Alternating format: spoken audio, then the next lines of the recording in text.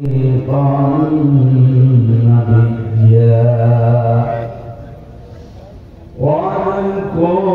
في الكتاب إبراهيم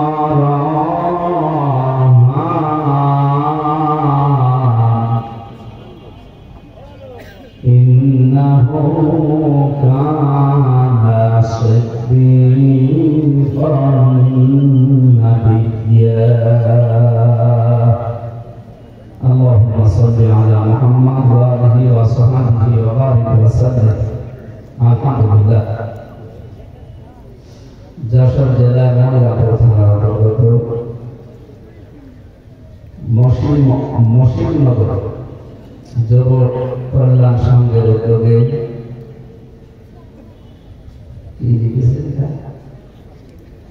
একটি অরাজনৈতিক যুব কল্যাণ সংঘ কেন এটা লেখা রাখা যে এটা তো আগস্টের 5 তারিখের আগে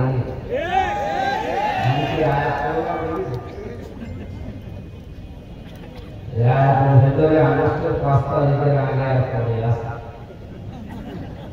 আমরা দিতে চাই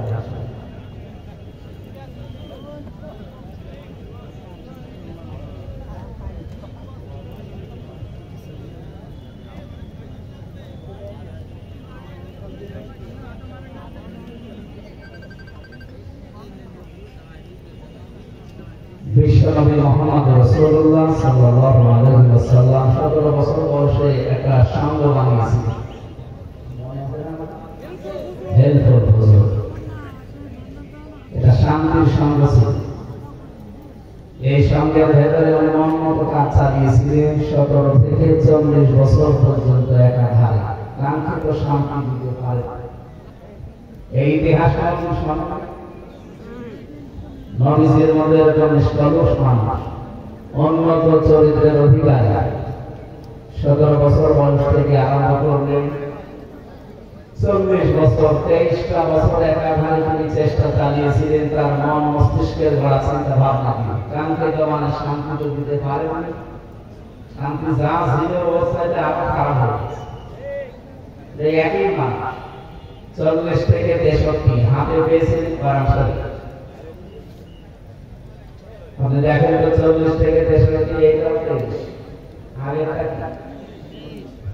আগের 23 এর ফল ছিল 0 আর পরের 23 এর ফল যারা এসেছে যারা 0 ছিল না সব হিরো হয়ে গেছে তার ভিতরে হযরত ওমর রাদিয়াল্লাহু তাআলা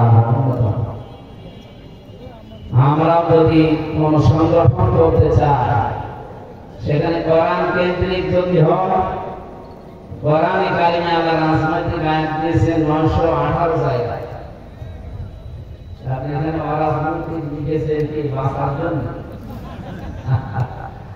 না এটা দেখবেন মুসলমানদের যদি রাজনীতি করা লাগে তো কোরআন কেন্দ্রিক রাজনীতি হবে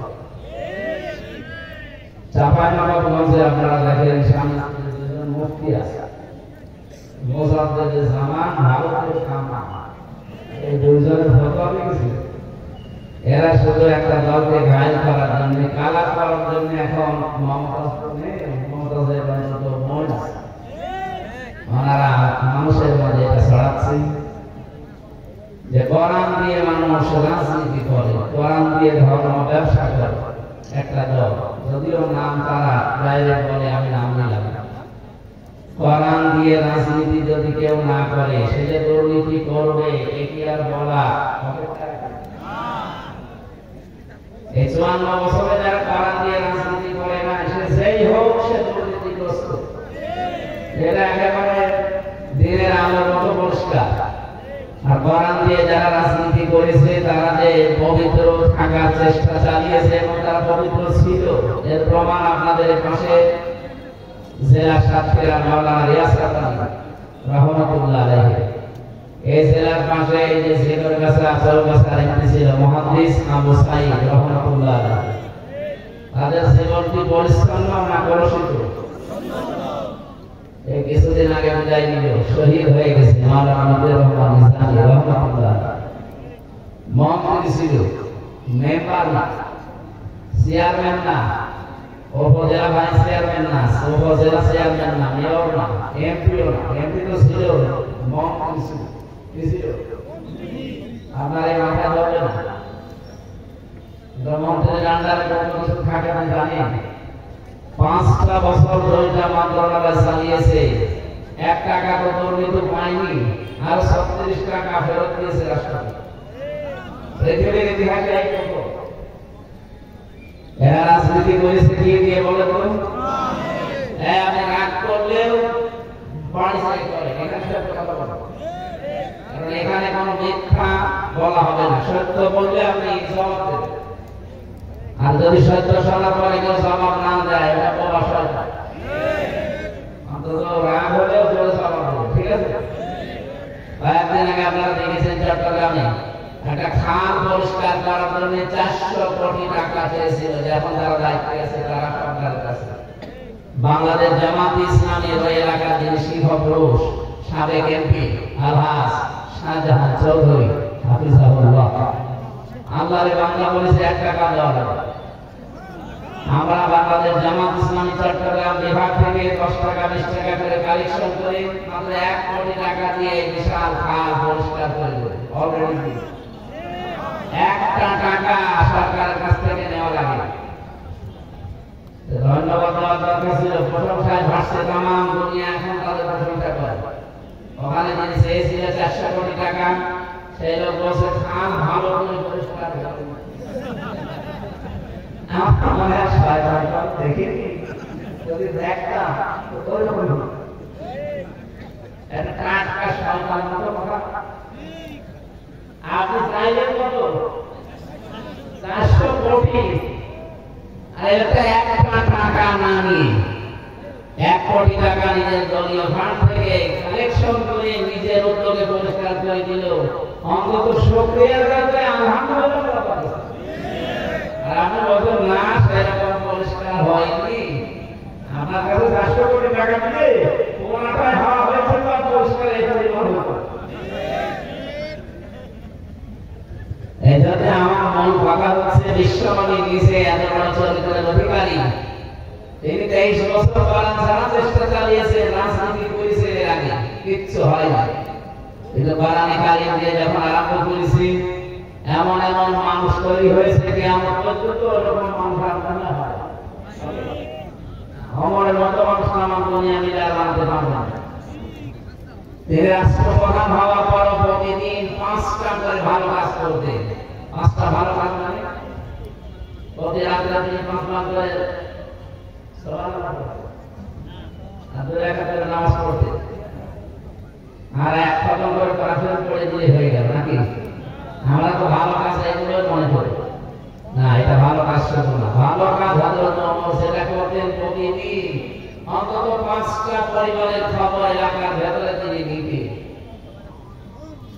যে রাতে একেবারে তার পুরা জীবন পড়ে আমি দেখেছি, যে রাতে একেবারে কিছু হয়নি, অন্তত 3টা ভালো কাজ তিনি করেছে। সে কি কাজ? রাতের বেলা যে দেখলে যে বাড়ি থেকে একটা লোক বের হয়, আবার প্রবেশ করে, উনি সে হাত চেপে ধরল, ডাক দিয়ে বললেন আমরা বাবা, বারবার এর বাড়ি থেকে বের হন, আবার প্রবেশ করেন। কি আপনি কি? লোকটা বলছেন বাড়ির মালিক। মালিক তো বারবার বের হবে। লোকটা বলছে পথিক, আপনি কে? আপনাকে চিনি না। আমার স্ত্রী সন্তান বাবা, এমন একটা বিপদে আমি আছি, এরকম বিপদে জীবনে আমি পড়ি না। আর আমি এই বিষয় নিয়ে একেবারে অনভিজ্ঞ, কিচ্ছু জানি না যে ডেলিভারি কি করে করাতে হয়। স্ত্রী ব্যথা যন্ত্রণায় ছটফট করছে, বাধ্য হয়ে বারবার বাইরে আসে, আবার হেঁটে যায়। হযরত ওমর সঙ্গে সঙ্গে বাড়িতে গেলেন, স্ত্রীকে ডাক দিয়ে বললেন, আব্দুল্লাহর মা, আল্লাহ জান্নাত বিক্রি করছে, যদি কিনতে চাও আমার সাথে দৌড়াও। উনি আমার মতো হামসা না, সাধারণ মানুষ না, দেশের প্রেসিডেন্ট, 12.5 লক্ষ বর্গ মাইল এলাকার প্রেসিডেন্ট। এই বিশাল এলাকার দায়িত্বে থাকার পরে স্ত্রীকে বলছে, আল্লাহ জান্নাত বিক্রি করছে, যদি কিনতে চাও আমার সাথে দৌড়াও। বলেন তো একটা বাংলাদেশের কোন মেম্বার এই কাজ তার বউ দিয়ে করাবে? স্ত্রীকে বললেন যদি সত্যি আমার সাথে লড়াতে চাও কিছুতে আটা ওই তরকারি একটা বস্তার ভেতরে নাও, তেনা না মেটা না কাপড় না ওইভাবে কাছে রাখবে। স্ত্রী বলে জান্নাত কিনতে যাবে, তেল দেবো কেন, কাজে রাখবে। নিয়ে গেলেন ওই রাতে ওই লোকটার বাড়ির ভেতরে প্রবেশ করলেন স্ত্রীকে। বাইরে দাঁড়িয়ে আছে, কিছুক্ষণ পরে আওয়াজ এলো খলিফাতুল মুসলিমিন, আপনার বন্ধুকে সুসংবাদ দেন তার একটা পুত্র সন্তান হয়েছে। ছেলেটার ভালো আছে, মা ভালো আছে। হযরত ওমর সঙ্গে সঙ্গে বললেন আলহামদুলিল্লাহ। পাশে ছিল বাড়িওয়ালা, কত বলছে ইন্না লিল্লাহ। হযরত ওমর বললেন ইন্না লিল্লাহ পড়েন, আপনার খুশি হয়ে আলহামদুলিল্লাহ পড়ার কথা। লোকটা বলে খলিফা আমি আপনাকে চিনতে পারি না, রাতের বেলা মেহেরবানি করে আমার মাফ করে দেন। বাড়ি থেকে কিছু টাকা নিয়ে এসে লোকটাকে খলিফার হাতে দিয়ে বলে এই টাকাগুলো যে রাতের বেলা যে নাচ নিয়ে এসেছিলেন, যে মহিলা নিয়ে এসেছিলেন সেটা ওই মহিলাকে দিয়ে দেবে। হযরত ওমর বলে মা রাতের বেলা ওই মহিলাকে নিয়ে এসেছি আপনার স্ত্রীর খেদমত করানোর জন্য, পেশাদার নাচ ওটা সেটা না, ওটা ধাতুরি না, ওটা আমার নিজের স্ত্রী, টাকা দেওয়া লাগবে না। এই যে বললাম না সে রাতে একেবারে ভালো কাজ করতেন না, তাও চিন্তা করতে করতে এটা নাম কি ভালো কাজ। এরকম ভালো কাজ বাংলাদেশে আছে। আমরা ভালো কাজে চলে গেল একটা বিশাল রজনী এখনো চলছে। এই 10, 11, 12 জিলহজ কত গুরুত্বপূর্ণ রাত চলে গেল। এই রাতগুলোতে ভালো কাজ আমরা মনে করেছিলাম শুধু কোরবানির গোশত মরণের খাওয়া খাবো,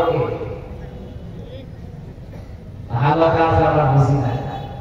হযরত ওমরের মতো মানুষ তৈরি করেছিলেন এই কোরআনে কারিমের রাজনীতি দিয়ে। এই জন্য এই শব্দটা আগামী থেকে আমি লিখবেন না। মাথা যায় যে রাজনৈতিক এই শব্দ কোরআনের সাথে মিলে না, ওরা আমার কাছে নিয়ে যাবে না।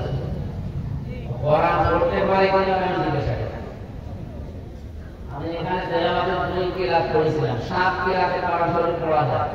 আমার 7টার উপরে আয়াত আছে। আমার বিশ্ববিদ্যালয়ে সাবজেক্ট ছিল কোরআন, তার ভেতরে আমি 2টা কিরাত এখানে পড়েছিলাম। আপনারা আমাদের ছাড়া আমাদের যারা মনে করছেন ইব্রাহিম না বলে ইব্রাহিম, এটা একটা কিরাত আছে। আমরা যদি কিরাতের ক্লাস নেই ওদিকে আমরা যাব ইনশাআল্লাহ। আমরা বলতে চাচ্ছিলাম আগামী থেকে কোরআনে কারীম দিয়ে রাজনৈতিক কথা বলবেন না, এটা রাজনৈতিক মঞ্চ নয়। এই কথা যদি কেউ বলে আমার সামনে যেন বলবেন না, কারণ আপনি যে বিষয়ে জানেন না ওই বিষয়ে আপনার কথা বলা ঠিক না। আমার জীবনই কাটছে কোরআনের উপর। আমি যে ছোটবেলা থেকে এর সাথে লেগে আছি। আমি কালিয়ানা শেষ করেছি কোরআনের উপরে নাকি হাদিসের উপর? কিসের উপর? এবারে হাফেজ পড়েছিলাম এই কোরআনটা মুখস্থ করে। আমি কামেল করেছি কোরআনের উপরে, অনার্স মাস্টার্স আমার কোরআনের উপরে। আমার এখন এমফিল চলছে কোরআনের উপরে, পিএইচডি আমার কোরআনের উপরে। বলেন তো আপনার কাছ থেকে যদি এখন জিজ্ঞাসা করে শুনে শুনে করা লাগে, কোরআনের কথা বলা লাগে যে এটা রাজনৈতিক কথা, এটা অরাজনৈতিক কথা, আমার বলা যদি বলে যাওয়া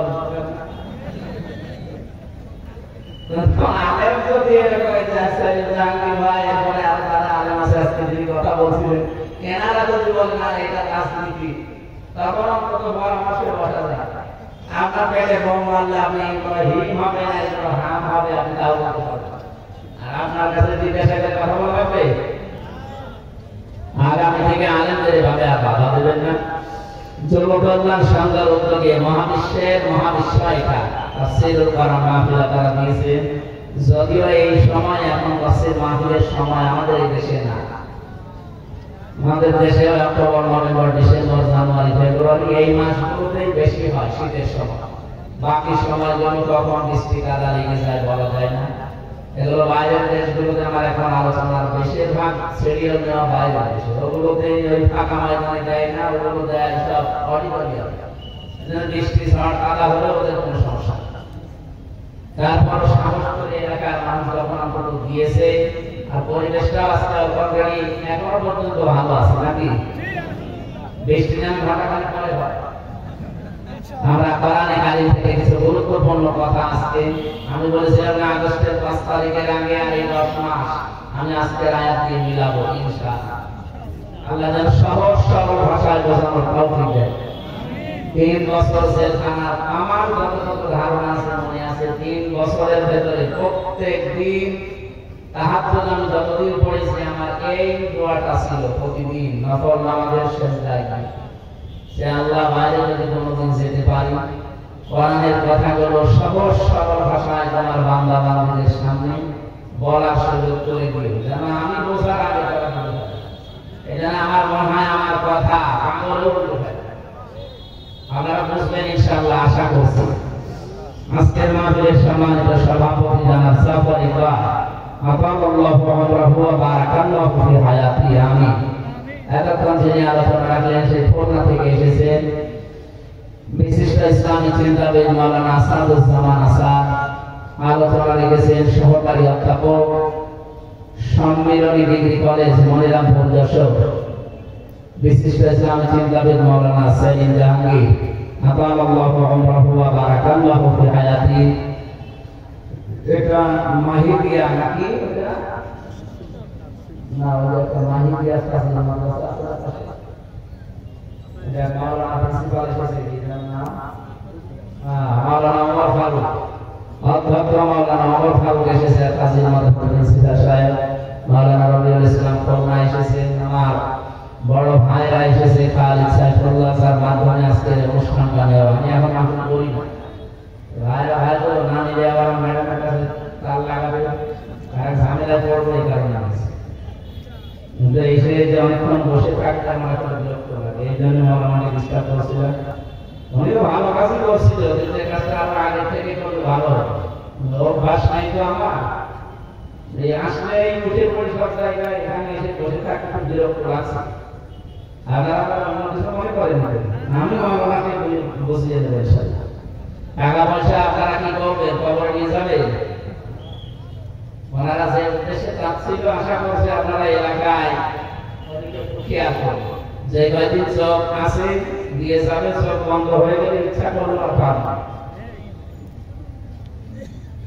আল্লাহ রাব্বুল আলামিন বলেন, লাআল্লি আ'মালু সালিহান ফীমা তারাকতু কাল্লা ইন্নাহা কালিমাতুন হুয়া কায়িলুহা ওয়া মিন ওয়ারাইহিম বারযাখুন ইলা ইয়াউমিল বা'সুর। এই লোকটা কিয়ামতে যখন আমার সামনে দাঁড়াবে, আমাকে বলবে, আল্লাহ একটা বার সুযোগ দাও, শুধু যাবো দুনিয়া আর যত ভালো কাজ আছে সব করব। আল্লাহ বলেন না, ক্বালা কায়িলুন মিনহা, এটা তো তোমার কথার কথা, এরকম কথা বহু বলেছে, একটা কথা রাখো না। তাহলে এরকম কথার কথা আমি আর শুনতে চাই না, আর পাঠানো হবে। এবার একটা জগৎ আছে তোমার জন্য, বারযাখের জগৎ। কিসের জগৎ? এই বারযাখের জগতে প্রবেশ করো, এখানে থাকো, কিয়ামতের দিন তোমাকে আবার তোলা হবে। বলেন ওই সময় আপনি যত হাই হতাশ করেন, আফসোস করেন, কাজ হবে। এই জন্য এখন সতর্কবাণী উচ্চারণ করে দিলাম আল্লাহর পক্ষ থেকে। আশা করছি যতদিন চোখ ভালো আছে, বন্ধ না হয়, আল্লাহর এই ঘরের দিকে খেয়াল করবে। আল্লাহ কবুল করুন, আমিন।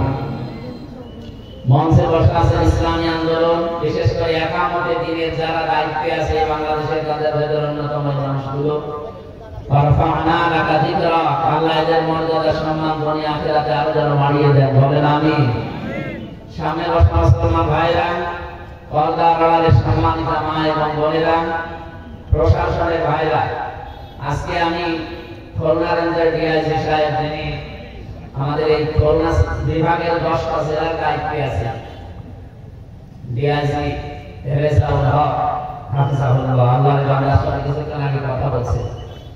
বললাম যে স্যার আপনি কোথায় আছেন? আমি অফিসে আসলাম। অফিস মানে এখন কিসের অফিস? সাতক্ষীরা ছিলাম, অনুষ্ঠান শেষ করে পৌঁছালাম। তার মানে প্রশাসনের, পুলিশের বিশেষ করে দায়িত্ব 24 ঘন্টা, ওদেরকে 8 ঘন্টা নেই। কথা বলেন ডিউটি 12 ঘন্টা 24 ঘন্টা এর বড় বড় কোনো দাম আগস্টের 5 তারিখের আগে নাম নিয়ে গেছে ওই বদনামি ওই সময় তো পুলিশ ছিল না ওই সময় আরেকটা নাম ছিল পুলিশ লীগ কি ছিল এখন যদি তারা থাকে তো কষ্টে আছে তো বাকি যারা আছে এগুলো তো পুলিশ এটা আমার মনে হয় আমি উপরে আমার যতটুকু আয়ত্ত আছে আমি চেষ্টা চালাবো আর সামনে যদি আল্লাহ পরিবেশ করে দেয় আমার পরিচয় আমি আছি প্রশাসনের এক নম্বরে ওদের বিভাগটা আলাদা করে ওরা সব আইসির কথা মতো চলবে কোন নেতা ফেতা নেত্রী এদের কথা মতো চলবে এই দেশ কন্ট্রোল করার জন্য আর কাউকে লাগবে না শুধু পুলিশের পোশাকই যাবে 2 নম্বরে ওনাদের 8 ঘন্টা করে ডিউটি আমাদের দেশে সারা চাকরি করে 9 ঘন্টা বলে সরকারি বেসরকারি সব অফিস আদালতে চাকরি করে 8 ঘন্টা বেশি ডিউটি নেই 8 ঘন্টার পরে যদি আপনি ডিউটি করেন 4 ঘন্টা 5 ঘন্টা ওভারটাইম তো আলাদা বেতন দেওয়া লাগে না লাগে না তো পুলিশ 8 ঘন্টা ডিউটি করে ও বাচ্চা নিয়ে বাড়িতে থাকে বাকি এই সময় যে এখানে এসে বসে আছে তাহলে কি সে বুঝবে ওকে এখন ডিউটি এখন 1 ঘন্টা 10 টাকা সকাল 10টা থেকে বিকাল 4টা পর্যন্ত ডিউটি করে বাড়িতে পৌঁছে নিয়ে কাজ করতে হবে এই সময় ও এখানে এসে রাত 11টায় বসে থাকার কোনো কারণ নেই এই আলাদা যে 5-7 ঘন্টা এখন যে ওভার টাইম করছে এর জন্য কি বেতন বাড়া আছে 10 টাকা না পাবো আপনারা বলুন দিকে আমি চাই যে আগামীতে এদের ওভার টাইম যে কয় ঘন্টা হবে 5 ঘন্টা 7 ঘন্টা 10 ঘন্টা 8 ঘন্টা ডিউটির পরে যে কয় ঘন্টা ডিউটি করবে ওদের হিসাব করে টাকা দেওয়া আমি জানি ওদের অনেক ভালো ভালো কাজ করার ইচ্ছা আছে কিন্তু পারে না বাস্তবতার কারণে এমন এমন অফিসার আছে যে অফিসার নিজে বেতন পায় হয়তো 42,000 টাকা কিন্তু বাসা ভাড়া করে স্ত্রী আছে মেয়েকে রেখেছে ঢাকাতে 50,000 টাকা বাসা ভাড়া 42,000 টাকা দিয়ে ওটাকে ফেরেশতা জিবরাইল বলে ওই তখন একটু এদিক করে আমার মামলা করে অথচ ডিউটি করতে 24 ঘন্টা 18 ঘন্টা আপনি 8 ঘন্টা পরে যে কয় ঘন্টা ডিউটি করবেন ওই টাকা দেন আমি আগে গ্রুপে ছিলাম আগে গ্রুপে 8 ঘন্টা পরে যে কয় ঘন্টা ডিউটি করবেন ওই কয় ঘন্টা ওভার টাইমে টাকা দেওয়া লাগবে শুধু বাংলাদেশের প্রশাসনে এই নিয়মটা নেই আগামী থেকে এটা যদি ইসলাম আসে কারণ পুলিশ এই বিভাগ চালু করেছিল হযরত ওমর কে পুলিশ বিভাগ যেটা আমরা দেখি প্রশাসনে এই বিভাগটা চালু করেছিল হযরত ওমর রাদিয়াল্লাহু তাআলা আনহু তারা যখন হয়ে গেল এবং মানুষের কাছে গালি নাতি ছাটা খেতে খেতে জীবন শেষ হয়ে গেল ওরা বাস্তবতায় যে অনেক ঠিক আছে ডিআইজি সাহেব আমাদের বলছিল আপনি 8 ঘন্টার পরে সকল ওদেরকে কিছু পুলিশ সবাই না কিছু পুলিশকে যদি আপনি একেবারে ওভার টাইমে বেতন দিয়ে দেন তাও ঘুষ খাবে আমার মনে হয় কথা একেবারে 100 ভাগ সঠিক বলেনি অন্তত 99 ভাগ পুলিশ ভাইরা আপনারা যে দায়িত্বে আছেন কখনো নিজেদেরকে ছোট মনে করবেন এটা বিশাল মহান পেশা একটা নবীজি জানিয়েছেন 2টা চোখ জাহান্নামে যাবে না তার একটাই রাত যারা এই রাতের বেলা মানুষের জান মাল ইজ্জত ও হেফাজতের জন্য রাত জেগে পাহারা দেয় এই মানুষের চোখ আল্লাহ জাহান্নামে দেবে না সুবহানাল্লাহ বলতে 2 নম্বরে যারা রাতের বেলা নিজের অপরাধের কথা স্মরণ করে কান্নাকাটি করে আল্লাহ আমাদেরকে এরকম সকল বোঝারি বান্দা হওয়ার তৌফিক দান করেন বলেন আমিন প্রশাসনের যে ভাইগুলো আজকে শৃঙ্খলার দায়িত্বে এসেছিলেন সবাইকে নিয়ে আল্লাহর দরবারে শুকরিয়া জানাচ্ছি বলেন আলহামদুলিল্লাহ আরো সবাই বলেন আলহামদুলিল্লাহ দরুদ আর সালাম পাঠ করি আমাদের নবী মানবতার মহান শিক্ষক মুহাম্মদ রাসূলুল্লাহ সাল্লাল্লাহু আলাইহি ওয়াসাল্লামের প্রতি আপনারা জানেন এটা জিলহজ মাসের 12 তারিখ 4টা মাস আল্লাহর কাছে পবিত্র আমার কোরআন থেকে জেনেছি আল্লাহ রাব্বুল আলামিন জানিয়েছেন ইন্না ইদ্দাতাশ শুহুরি ইনদাল্লাহি 12 শাহরান ফি কিতাবিল্লাহ ইয়াউমা খালাকাস সামাওয়াতি ওয়াল আরদা মিনহা আরবাআতুন হুরুম ইলা আখির আয়াত। সূরা তাওবা 36 নম্বর আয়াতে এসেছে, অবশ্যই তোমার দিক থেকে আল্লাহর নিকটে মাসের সংখ্যা 12টা। আসমান আর জমিন আল্লাহ যেদিন তৈরি করে ওই দিন 12টা মাসের নাম তার কিতাবে তিনি লিপিবদ্ধ করেছিলেন। কয় মাস? জানুয়ারি, ফেব্রুয়ারি, মার্চ, এপ্রিল, বৈশাখ, জ্যৈষ্ঠ, আষাঢ়, কি মুহররম, সফর, এই 4টা 12টা মাসের 4টা মাস আল্লাহর কাছে একেবারে পবিত্র। আল্লাহ নিজে বলেন সম্মানিত। তার ভিতরে মুহররম, রজব, জিলকদ, আর এখন চলছে যেটা জিলহজ। ওই সময় আমি দেখেছি তাফসীরের ভেতরে কাফের পর্যন্ত এই 4টা মাসকে তারা সম্মান দিত। ওদের তো গোষ্ঠীগত দণ্ড চলতো সারা বছর, কিন্তু এই 4 মাস আসলে তারা বলতো না এটা সম্মানিত মাস, এই জিলহজ মাস, এটা সম্মান দেওয়া লাগবে। সুতরাং মারামারি, গন্ডগোল, কেস কাম, মামলা মোকদ্দমা যা আছে আপনার সাথে 4 মাস আর হবে না। এই মাস চলে যাক, আপনাকে আবার আমি দেখে নেব। আপনি বলেন তারা কাফের, তারপর আল্লাহর এই মাসকে তারা সম্মান দিয়েছে এইভাবে। এই মাস আসলেই তারা মারামারি, গন্ডগোল, মহামারী সব বন্ধ করে দিত। বাংলার মুসলমানেরা বলেন তো আমরা কি এই মাসের সম্মান এইভাবে দিতে পারছি? এই জিলহজ মাস এসেছে, এখন কি মারামারি দেশ থেকে বন্ধ হয়ে গেছে? বলে বলে যত রকমের অন্যায় অবৈধ কাজ, এমনকি মিথ্যা সাক্ষী দেওয়া, মিথ্যা মামলা দেওয়া, আরেকটা নাম বলি ফেলে সাদাবাজি করা, এটা কি এখন বন্ধ হয়ে গেছে? আরে ভাই জিলহজ মাসে অন্তত আপনি একটু বন্ধ করতে পারতেন। কাফেররা এই মাসের সম্মান দিয়ে তারা সব অন্যায় অপরাধ বন্ধ করে দেয়, আর আমরা আজ পর্যন্ত সম্মান দিয়ে এ মাসে অন্যায়গুলো বন্ধ করতে পারি না। আপনি কি সম্মান দিচ্ছেন এ মাসকে? এ মাসে এসেছিল আজকে 12 তারিখ, আর মাত্র 18 দিন পরে মাসটা চলেও যাবে। আপনি কি দিবেন? ذلك ومن يعظم شعائر الله فإنها من تقوى القلوب। আল্লাহ বলেন এটা আমার বিধান। মানুষের ভেতরে যাদের আল্লাহর ভয় কাজ করে, যাদের অন্তরে তাকওয়া আছে, তারা আমার নিদর্শনগুলোকে সম্মান দেয়। তার এই জিলহজ মাস এই নিদর্শনটা, এই মাসের সম্মানে 18 দিনে তারা আরম্ভ করবেন।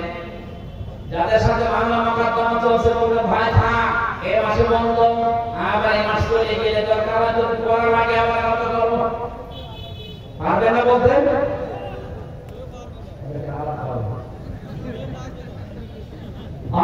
অনেকে কথাবার্তা বন্ধ হয়ে আছে, 2 দিন 5 দিন 7 দিন 1 বছর কথা বলে না, বিভিন্ন কারণে। আরে ভাই এটা সম্মানিত মাসকে সম্মান দেওয়া লাগবে। সুতরাং এই মাসে এই সিদ্ধান্তটা নিয়ে যে আমি এখন থেকে আবার কথা আরম্ভ করে দিলাম, যদি ওরকম পরিবেশ হয় এই মাস চলে গেলে আবার ওর সাথে কথা মতো করে দেবো। এই আমলটা আজকে থেকে আরম্ভ করবেন যারা কথা মতো করে দিয়েছেন। দুনিয়ার কোনো কারণে না, আখিরাতের কোনো কারণটা আলাদা, কিন্তু দুনিয়ার সাথে রিলেটেড কোনো বিষয় এর কারণে যদি আপনি সম্পর্ক নষ্ট করে কথা বন্ধ করে দেন, মুরগিতে ধান খেয়েছে এখানে কথা বলে, এরকম কোনো বিষয়ে যদি আপনি কথা বন্ধ করে 3 দিনের ভেতরে মারা যান, আপনি বেঈমান হয়ে পড়বেন। 3 দিন কথা না, 10 দিন, 15 দিন, 1 মাস কথা বন্ধ হয়ে আছে, এরকম মানুষ এখানে বসে আছে। কথা বলেন না কেন? এরকম মানুষ একজন হাত তোলে তো 3 দিনের বেশি কথা বন্ধ হয়ে আছে, অন্যের সাথে হাত তোলে তো আপনার কি আপনার কি সমস্যা? হ্যাঁ এদিকে দেখা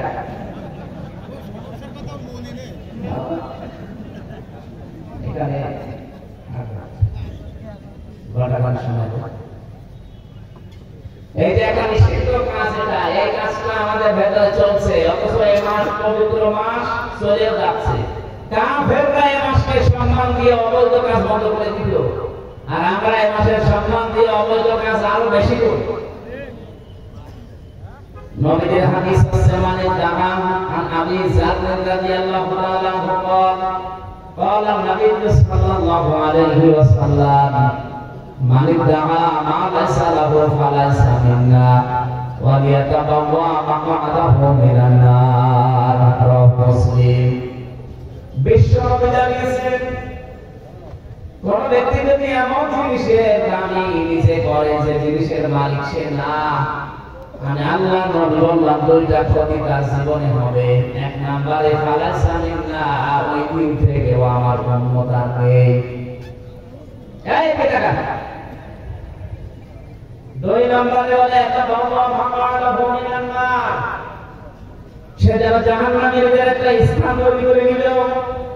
ও যশোরবাসী, এই খুলনা বিভাগের 10টা জেলায় থাকলে আমার মনে হয় আমি বাড়ির ভেতরে আছি। বাড়ির লোককে যেভাবে আমি ভালোবাসি পছন্দ করি, আপনাদের এই 10টা জেলার মানুষও আমার কাছে ওই রকমই। এই জন্য বড় ভালোবাসা নিয়ে বলছি, যে জিনিস আপনার না ওই জিনিস যদি নিজের আয়ত্তে নিয়ে নেন, দাবি করেন, জোর জবরদস্তি করে দখল করে চাঁদাবাজি করে নিজের আয়ত্তে নিয়ে নেন, ওটা এখনই ফেরত দেবেন।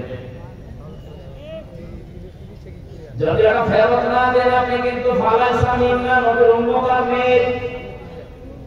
আপনি যদি নবীর উম্মতি না থাকেন, আপনার জন্য আমি বলে গেলে বিসমিল্লাহি ওয়া আলা মিল্লাতি রাসূলিল্লাহ পড়ে করব কি? আল্লাহর নামে রাসূলের দলে পড়ে দিয়ে গেলাম, আমি তো রাসূলের দলে নেই। একা বলেন না কেন? এখানে সারা অন্যায় জিনিস নিয়েছেন। আগস্টের 5 তারিখের পরে এগুলো বেশি আরম্ভ হয়েছে। অনেকে শেষ শ্বাস এখানে পেয়েছে। এই চরিত্র যারা, তারা এই মাল ফেরত দেওয়া লাগবে। কারা কারা ফেরত দেবে হাত তোলে তো। যদি কারো কিছু দখলে রাখেন যেটা আপনার আসলে না, ওটা ফেরত দিয়ে দেবেন। হাদিসের টিকা বলছিল, এদিকে তাকান।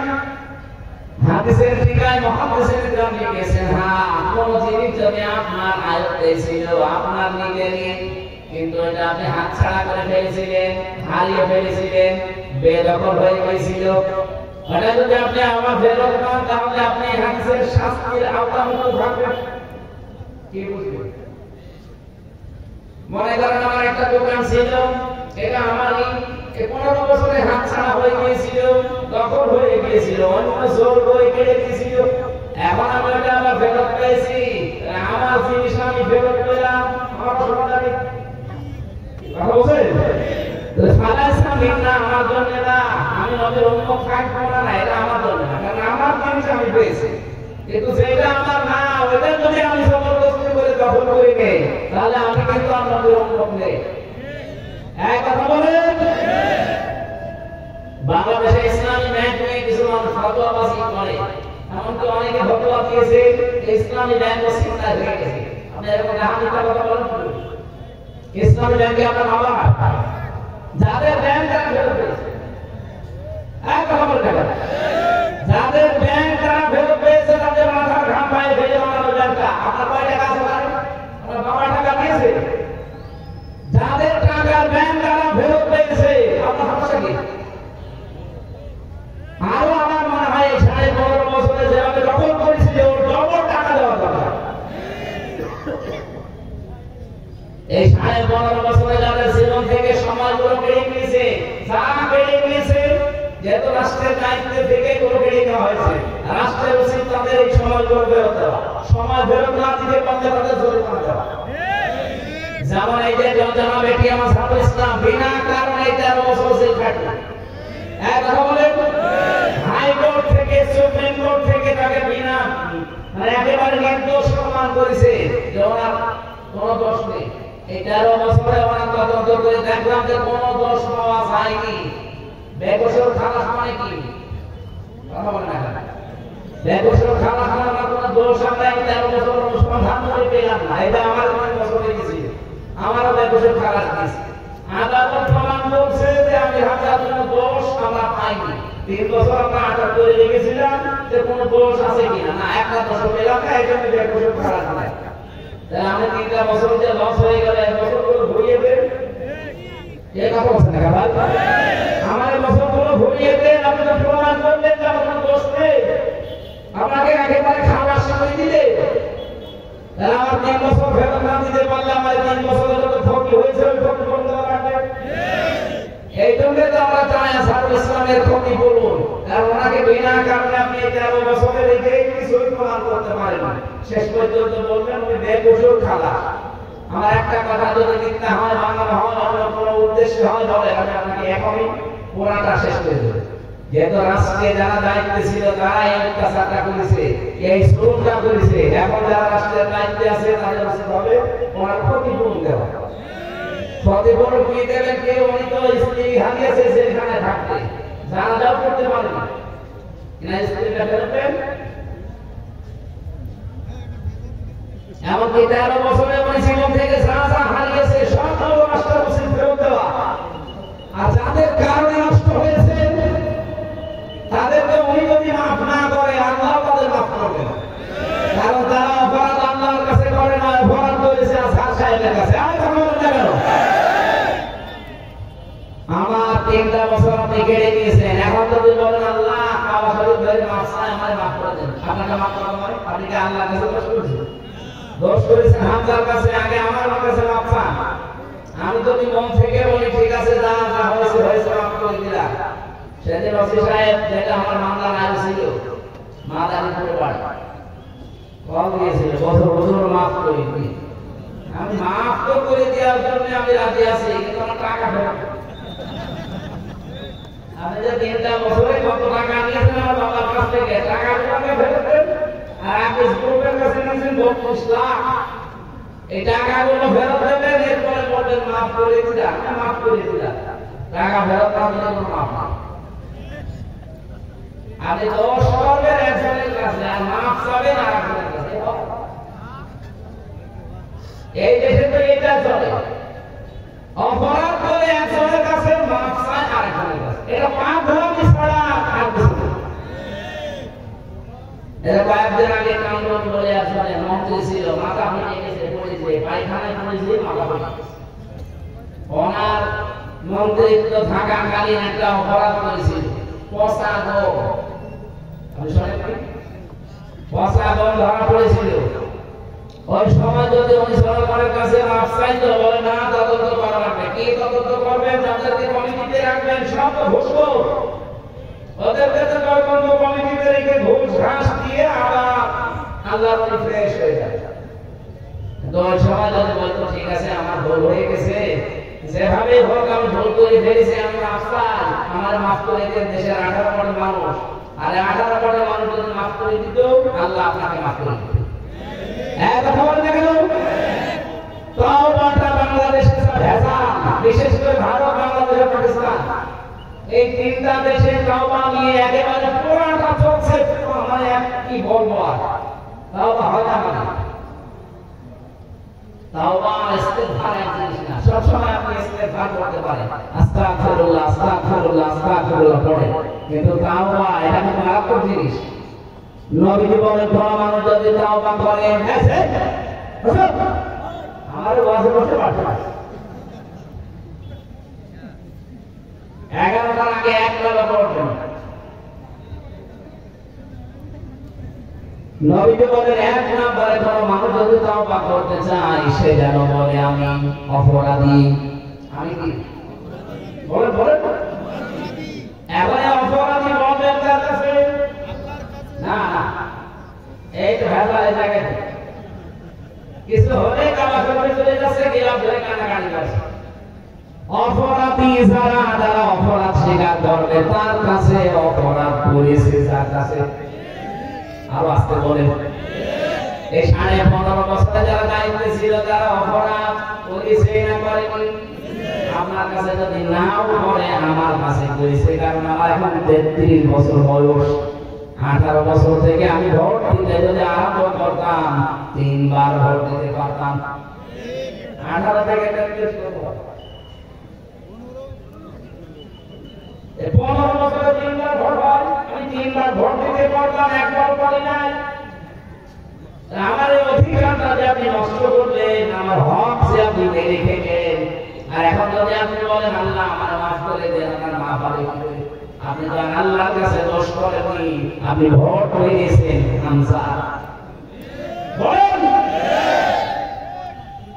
ভেতরে থাকাকালে দোস্ত ছিল আমার সাথে 8 বছর কাছে উনি একদিন আমার কাছে এসে বলছে হুজুর আমি একটা তাওবা করেছি দেখেন তো আমার তাওবা হয়েছে কিনা কি তাওবা যে নির্বাচন গেল রাত 12টার পর থেকে আমার দল লোকজন নিয়ে আমি ভোট পাঠা আরম্ভ করলাম বাক্সগুলো ভর্তি করে জায়গা মতো পাঠিয়ে দিলাম ফজরের আযান হওয়ার পরে আমরা সবাই ওযু করলাম গোসল করলাম পাক পবিত্র হয়ে 2 রাকাত তাওবার নামাজ পড়লাম এরপরে বললাম আস্তাগফিরুল্লাহ আমার তাওবা হয়েছে না এটা কি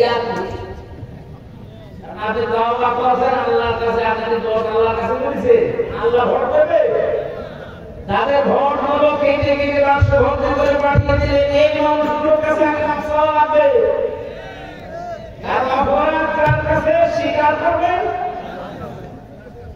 আপনার জন্য একটা দুঃখের সংবাদ আছে কারণ আপনার 8 বছর জেল কমপক্ষে 5 বছর আপনার জেল কাটা লাগবে কারণ যে 9 মাসে বছর তো 5.5 বছর আপনাকে জেল খাটার পরে যখন আপনি বাইরে যাবেন যে দেখবেন বহু হামজা হয়ে গেছে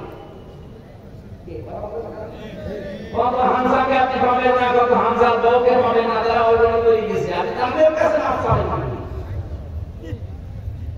বলেন এই 15.5 বছরে কত মানুষ ভোট না দিয়ে তার অধিকার এটা অধিকার না এই অধিকারটা আপনি না দেখাতে পেরে হয়ে গেলে যারা এই অবৈধভাবে ক্ষমতায় ছিলেন এত অবৈধভাবে থাকা কারণ আমি নিজে বলছি আমারটা আপনি নেননি আপনি অবৈধ আর অবৈধভাবে থাকার কারণে আপনি অবৈধ সুখ পেয়েছেন না পান একটা এমপি আন্ডারে যত কিছু মাসিক হয় আমি যতটুকু লেখাপড়া করছি বাংলাদেশ সম্পর্কে আমি যা দেখছি এগুলো যদি সঠিকভাবে ব্যয় করা হয় একেবারে বন্যার পানির মতো জোয়ারে ভেসে যাবে কিন্তু শয়তানরা তো ব্যয় করে না 25-26টা হাত বদল হতে হতে যদি 3 কোটি টাকা বাজেট হয় 300 টাকা কাজ হয় বাকিগুলো সব আমরা বলে কয়েকদিন আগে আমি মালয়েশিয়া ছিলাম ওখানে যে দেশে যায় মালয়েশিয়া সিঙ্গাপুর থাইল্যান্ড ইন্দোনেশিয়া এই বাহরাইন সবগুলো দেশে আমি ঘুরলাম ওরা মাহফিলে নিয়ে যায় যে দেশে যায় আগে আমরা বলে হোটেল ওই তো 20 টাকা 30 টাকা 40 টাকা হয়ে লেফটে নিচে নেমে আসি মেহমান খানা সেখানে ওই যে নিচে বসে আছে ওখানে যে একটু স্নান নাস্তা করবো দেখি আল্লাহ বসে আছে নাকি আপনি এখানে কেন হুজুর আমি আগেই পারলাম তবে 3 তারিখে আমি জানতাম যে দেশের অবস্থা ভালো না এজন্য আগে পালিয়েছি পালিয়ে থাকে কোথায় এটা 8 মাস 9 মাস হয়ে গেল কোথায় থাকে আমি জানি কাকে বলবো আর 8-9 মাস আসি বহু কষ্ট করে বাইরে যেতে পারি না আমি বাইরে যেতে পারি না কেন আপনার তো 620টা বাড়ি শুনেছি কত 620টা বাড়ি না একজন মন্ত্রী ছিল চট্টগ্রামে বাড়ি থাকতে পারে ওই দেশেও তার বাড়ি আছে সাহেব পাড়া বানিয়েছে কিন্তু তালা লাগানো আমাকে যে নিয়ে গিয়েছিল বসে যেমন সাহেব পাড়া এটা তালা লাগানো থাকে না সব হোটেলে থাকে আমি বললাম যে আপনি জান না কেন বাড়িতে ওই বাড়িতে না খাবো বাংলাদেশের 30 লাখ বাঙালি এখানে কাজ করে যদি আমার দেখে কি হত্যা করে বাইরে যাবো খুব কষ্ট করে আসে আমার শেষে কত হুজুর দোয়া আপনার দোয়া আসবে আপনি চেষ্টা করবেন আর এখন দোয়া আছে আমার কাছে আপনার জন্য দোয়া আমি হামজা না আমি হামজা না কাবা করে ইমাম তোর কাছে লাগবে না কারণ আপনি তো আল্লাহর কাছে অপরাধ করেন আপনি অপরাধ করেছেন 18 কোটি মানুষের কাছে এরকম অবৈধভাবে যারা চেয়ারে ছিল বলেন অবৈধ করে চেয়ারে বসে থেকে শেষ না অবৈধ সুখ পেয়েছে অবৈধ সুখ পাইনি আমি একটা আয়াত বলছি দেখেন তো কোনদিন পড়েছেন কিনা ফাইন্না মা'আল উসরি ইসরা ইন্না মা'আল উসরি ইসরা কোনদিন চিন্তা করেছেন আপনি আল্লাহ পাক বলেন ফাইন্না মা'আল উসরি ইসরা এবারে টাকা উসরের আগে আল্লাহ আলিফ লাম দিয়েছে নির্দিষ্ট করে দিলেন এরা মারিফা, কিন্তু ইসরার আগে আলিফ লাম দেয় না, এটা অনির্দিষ্ট নাকিরা। আমি আয়াতটা পড়ার পরে যে জেলখানা যে চিন্তা করলাম, কারণ 3টা বছর ধরে আমরা তালাবদ্ধ ভাবে এক ঘরের ভেতরে ফাঁসির কন্ডেন সেলের ভেতরে গেছিল, কোনো কাজ নেই কাম নেই, কোনো আয়াত পেলে ভাবতাম যে দেখি এখান থেকে তথ্য বের করা যায় কিনা। চিন্তা করলাম আল্লাহ উসরুনের আগে আলিফ লাম দিয়ে নির্দিষ্ট করলেন, পরের শব্দ ইসরার আগে দিলেন না কেন? আবার এর আগে আল্লাহ মাহা দিয়েছেন, এর আগে আবার ইন্না দিয়েছেন। যারা এখানে আরবি গ্রামার বসে ওনাদের জিজ্ঞাসা করেন ইন্না শব্দটা আল্লাহ গ্যারান্টি দেওয়ার জন্য ব্যবহার করে, মার পরে উসরুন ইসরা। আমি শব্দের দিকে খেয়াল করে মিলিয়ে দেখি, হ্যাঁ এটা তাফসীরে সিলালে কোরআনের টিকায় ব্যাখ্যাটা অনেক হালকা দিয়েছেন সাইয়েদ কুতুব রাহমাতুল্লাহ আলাইহি। উনি বলেন কোন মানুষ যদি পৃথিবীতে একটা কষ্ট সহ্য করে, একটা কষ্ট যদি কোনো মানুষ দুনিয়ায় সহ্য করে, আর কষ্টটা যদি হয় 3টা কারণে, এটা ফিজিক্যালি করার হবে ঠিক আছে। একটা কষ্ট আপনি যদি দুনিয়াতে সহ্য করতে পারেন, আর ওই কষ্টটা যদি হয় 3টা কারণে, তাহলে একটা কষ্টের জন্য ইসরা যেহেতু মারিফা না এটা নাকিরা, আল্লাহ কমপক্ষে 10 থেকে 70টা শান্তি, সুখ, কল্যাণ, সহজ বিষয় আপনাকে দুনিয়া আখিরাতে দান করবে। আপনি বুঝেছেন কি আমি জানি না। আপনি যদি কষ্ট পেয়ে থাকেন কয় কারণে বলুন, কষ্ট পেলে আপনি সুখ পাবেন না, কষ্ট তো হাজার পেয়েছে সামনে গেল ঠিক অন্তত ছিল, কষ্ট না পেলে কাঁদতে গেল। আর একটি কষ্টের কান্নাটা কিন্তু 3টা কারণের একটা কারণ হয়নি। 1 নম্বরে আপনি যদি কষ্ট পেয়ে থাকেন দুনিয়ায় আল্লাহর জন্য, কার জন্য বলেন বলেন, 2 নম্বরে রাসূলুল্লাহর জন্য, 3 নম্বরে মানবতার জন্য। এই বাংলাদেশে 54 বছর বাংলা 15 বছরে হিসাব করেন বহু মানুষ আল্লাহর জন্য তারা চাকরি হারিয়েছে, আল্লাহর জন্য তারা জিয়াদ থেকে উপরে চেয়ারে উঠতে পারে নাই। যদি আল্লাহর পথ রাসূলুল্লাহর পথ বাদ দিয়ে অন্য কোনো পথে চলতো, ও চেয়ারে খালি উঠতে থাকতো। এরকম বহু মানুষ উঠেছে না ওঠে নাই? হ্যাঁ বলেন না কেন? যারা যে কষ্ট পেলেন এই 3 কারণে, আল্লাহর জন্য, রাসূলুল্লাহর জন্য, মানবতার জন্য, একটা কষ্টের সুখ পাবেন কয়টা? 70টা। বলেন বলেন আরো জোরে বলেন। সিস্টেমের পরে আয়াতে দেখেন যে কথা রিপিট করেছেন, ইন্না মা'আল উসরি ইসরা। মা মানে কিন্তু পড়ে না, মা মানে সঙ্গে সাথে। আল্লাহ বলেন কোন মানুষ যদি একটা কষ্ট দুনিয়া সহ্য করে, কমপক্ষে তার সাথে সঙ্গে 70টা সুখ, শান্তি, কল্যাণ, স্বস্তি, নিরাপত্তা আমার আল্লাহ রেডি করে রেখেছেন। বলেন সুবহানাল্লাহ। এবার আমি আরেকটা ব্যাখ্যা বলছি একটু টাকা। কোন মানুষ যদি দুনিয়াতে একটা সুখ ভোগ করে, আর ওই সুখটা যদি হয় অবৈধ সুখ, একটা সুখের কারণে কমপক্ষে 70টা দুঃখ তাকে ভোগ করা লাগবে। এই 15 বছরে যারা সুখ ভোগ করেছেন, কমপক্ষে মনে করেন 50টা।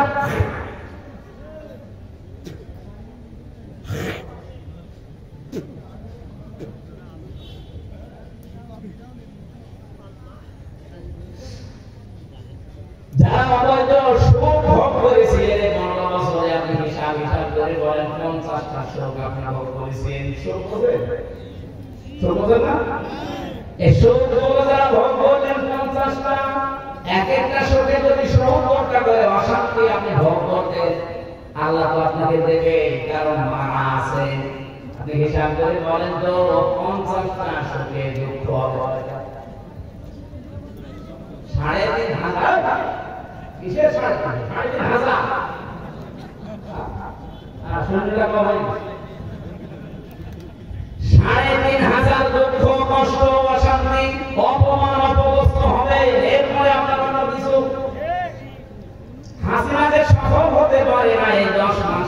এই কারণে তো কিন্তু 28 বার কমপক্ষে তৈরি করেছে ষড়যন্ত্র এই 10 মাসে, একবারও সফল হতে পারেনি। কারণ যত অবৈধ সুখ ভোগ করেছে, এক একটা অবৈধ সুখের জন্য অন্তত 50টা যদি সুখ পায়, 50টা না 50,000 পেয়েছে, কি মসে থাকতো। মাওলানা মামুনুল হক আর আমি হামজা এই দুইজনের ওই আলাদা গিয়েছিল যে এটা যেন সামনে না হয়, বলো সুবহানাল্লাহ। 3টা বছর মামলাটা 28 বার দিয়েছে, সিএমএম কোর্ট, জজ কোর্ট, হাইকোর্ট নিয়ে 28 বার না। অথচ মামলা আগস্টের 5 তারিখের পরে শুরু তুলতে দেবে মামলা জামিন না পুরো খারিজ। আমি খাস মামলায় গিয়েছিলাম জজে, যে বললাম মাননীয় জজ সাহেব আপনি 3 বছর তো আপনার কাছে মামলা ছিল, তখন তো আপনি কিছু বলতেন, আর আজকে বলছেন যে এই মামলায় তো কোনো মাল ম্যাটার হচ্ছে কি দিয়ে বিচার করবো, যা খারিজ করে দিলাম। আগে কি মাল ছিল এই 3 বছর? না হুজুর, না হুজুর, তখন জামিন দিয়ে আবার 3 বছর ছেড়ে থাকা লাগে। হুজুর কিছু করার নেই, আমার হাত মাল আছে কি ছিল। 1628 জন মানুষ বাংলাদেশের দায়িত্বে আছে, এখনো আছে, শুধু ওই মহিলাটার হাত শুরু খোলা ছিল। তাছাড়া বাকি এই দেশের 1627 জন মানুষের হাত সব বাঁধা ছিল। ও কাওয়া কাপড় হাত বাঁধা, ও কাওয়া কাকে না কাপড় করবে, ও যদি একটু ডান থেকে বামে যায় ও কাওয়া গোষ্ঠী শেষ করে। যেই কয়েকজন ছিল আমি তো দেখেছি সবগুলোর হাত বাঁধা, কেউ কিছু বাঁধে না, সব আল্লাহ নির্দেশ দিতেন। আমরা চাই আগামীতে দেশ যারাই নেবেন, কে নেবেন আমরা জানি না, যারাই নেবেন 1628 জন মানুষ দায়িত্বে থাকবে, কারো হাত যেন এভাবে বাঁধা না থাকে, সবার হাত থাকবে আবু সাইদের মতো খোলা।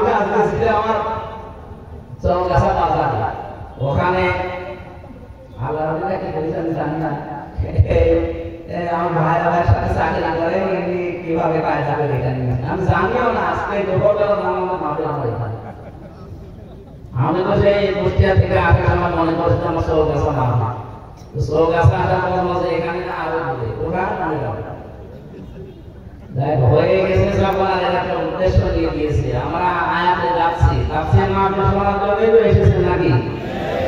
অন্তত আপনাদের কোন সময় যাচ্ছে আপনাদের কাছে, কিন্তু ওরা বারবার পেছন থেকে বোকাদের সাথে আসছে। মাওলানা সেলিম জাহাঙ্গীর সাহেব ওনারা টাকা পয়সা চায়, আর আপনারা যারা এসেছেন আপনারা টাকা দেওয়ার জন্য আসেন, কেউ অসম্মান করে এসেছে, কি করবো মাছ খেতে চাই না, সাথে গলা হয়তো কাটা বেরিয়েছে, ঝামেলা আছে। কে কি করবেন বলেন, টাকা দেবেন নাকি মাহফিল চালাবো? হবে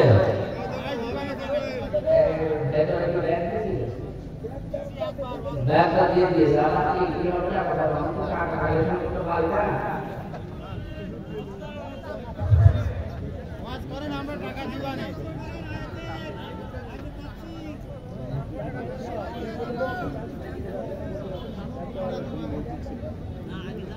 এখানে একটা বাজার আছে, শুনলাম এই বাজারে কোনো মসজিদ ছিল না, মসজিদ বানানোর চেষ্টা আছে।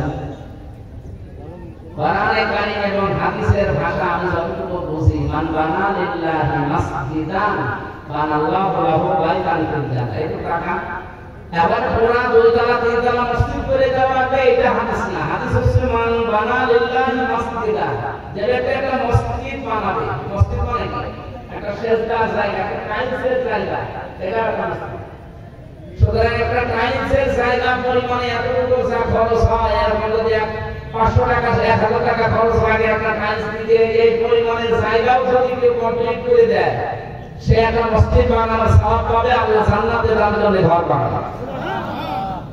একেবারে পুরাটা 2000 স্কয়ার ফিট বানিয়ে ছাদ করে দেওয়া লাগে, এটা নাম মসজিদ না, এটা তো কমপ্লিট। আপনি শুধু একটা টাইলসের জায়গা পড়ে একটা মানুষের দিতে পারে, এতটুকু জায়গা যে খরচ কমে আছে এতটুকু দিয়ে দেবে। কলম পর্যন্ত উড়ান হয়ে গেছে, শুধু একটা সেজদার জায়গা কমপ্লিট করার মতো অর্থ আপনি দিয়ে দেবেন। এখন না পাবো এসে দিয়ে দেবেন। আপনি এটা নিয়ত করে রাখেন, কারণ এই উদ্দেশ্যে আজকে অনুষ্ঠানটা দেওয়া, না যে অনুষ্ঠানটা এই গরমের ভেতরে দিত না।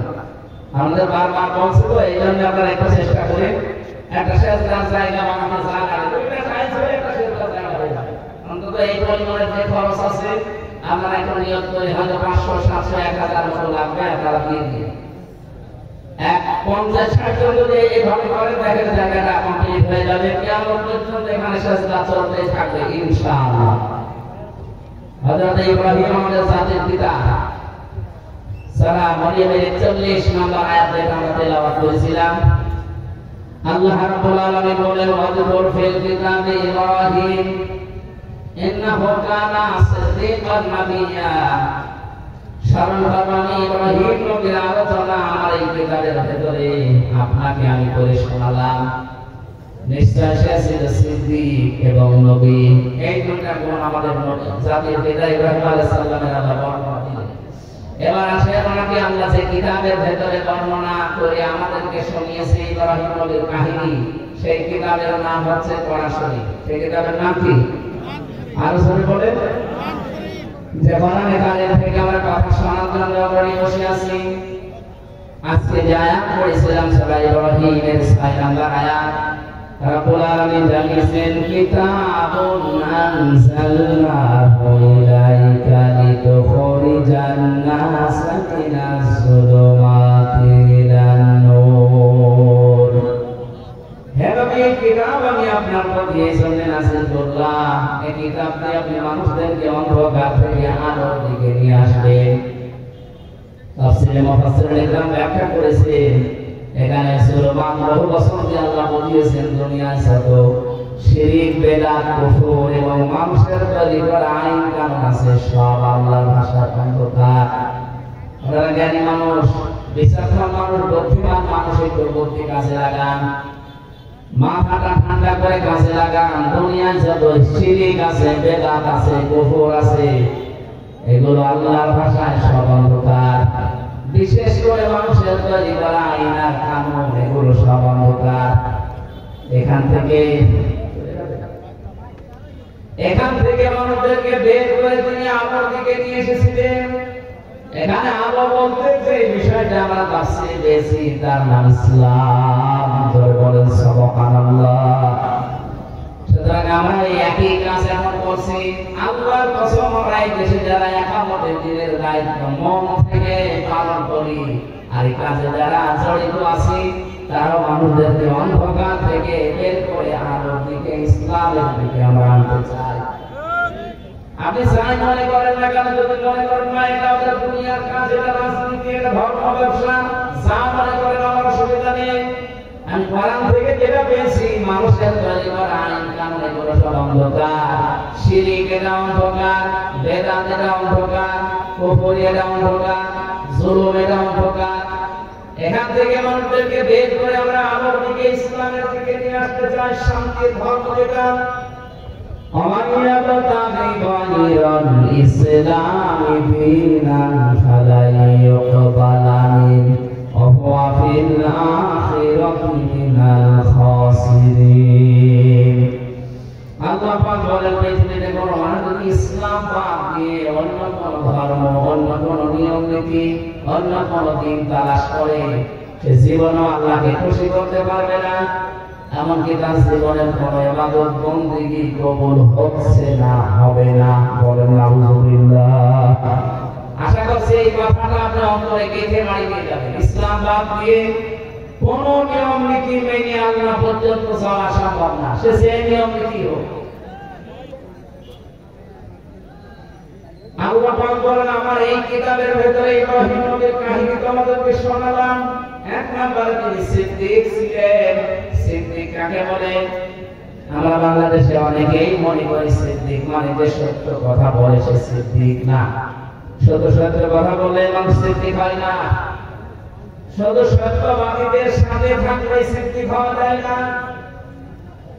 সিদ্দিক হচ্ছে সত্যকে সত্য জানার পর যারা দ্বিধাহীন চিত্তে সব কিছুকে পেছনে ফেলে যারা মেনে নিতে পারে, এরাই আল্লাহর কাছে সিদ্দিক। আর সত্যকে সত্য জানার পর অনেকে দুনিয়া ছেড়ে বের মানতে চায় না। সত্যকে সত্য জানার পর অনেকে বিভিন্ন প্রভাব প্রতিপত্তি বিভিন্ন কারণে তারা সত্যকে গ্রহণ করতে চান না। আমরা বিবেকে কি বলে আসলে সত্য কোনটা আপনি কিন্তু বুঝে ফেলেছেন, আপনি জানেনও। এরপরও বিভিন্ন বিশ্বকালের কারণে যারা মানতে চান না, গ্রহণ করতে চান না, আপনি যতই সত্য কথা বলেন সিদ্দিক হতে পারবেন না।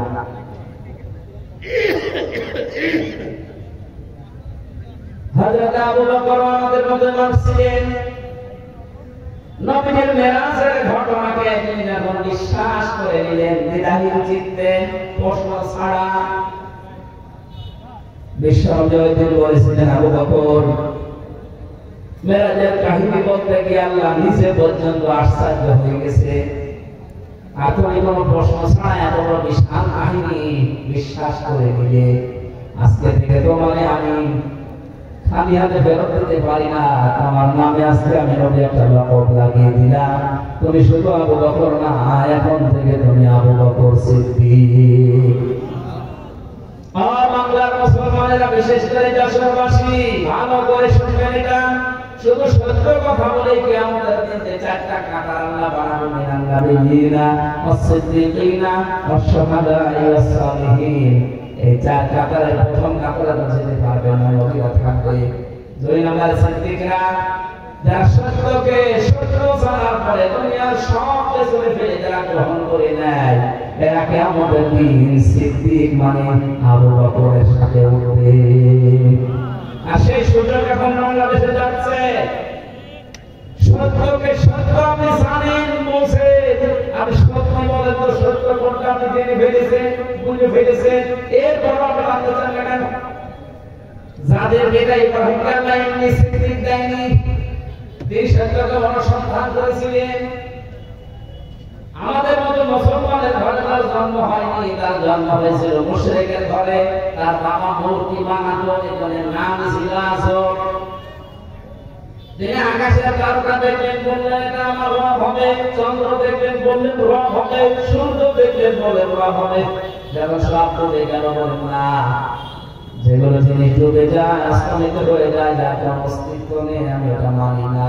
ইন্নী ওয়াজ্জাহাতু ওয়াজহিয়া লিল্লাযী ফাতারাস সামাওয়াতি ওয়াল আরদা হানিফা ওয়া মা আনা মিনাল মুশরিকিন। হে আমার জাতির লোকেরা, আমি সত্য অনুসন্ধান করছিলাম, আজকে পেয়ে গেছি। আমি আমার এই চেহারাকে, আমার এই মুখকে আমি আল্লাহর দিকে একনিষ্ঠভাবে ধরালাম। শুধু ধরাইনি হানিফা, একনিষ্ঠভাবে ধরালাম। আমান মিনাল মুশরিকিন, আমি কিন্তু আর মুশরিক না। আমি শিরক করি নাই, করিও না, আমি মুশরিক না। তিনি সত্য অনুসন্ধান করে খোঁজ করে পেয়ে গ্রহণ করেছিলেন। আর আমরা তার সন্তান দাবি করি, যাদের পিতা ইব্রাহিমকে যারা বিশ্বাস করি, তাদের চোখে আঙ্গুল দিয়ে সত্য দেখানোর পরও মানতে চাই। আমার কথা আমি মনে হয় আপনি বুঝে পেরেছেন। এরপরও যদি না বোঝার ভান করে থাকেন, এদিকে আসেন, আসেন, কানের নিচে এমন জোরে দুটা দেবো, আমি সব এত বাংলায় বড় বড় বড় বুঝি না। ৭৩টা দল কাজ করছে বাংলাদেশে। সত্য দল কোনটা আপনি কিন্তু সব জানেন, সব আছে। এরপরে আমরা পিছুটানের কারণে মানলাম।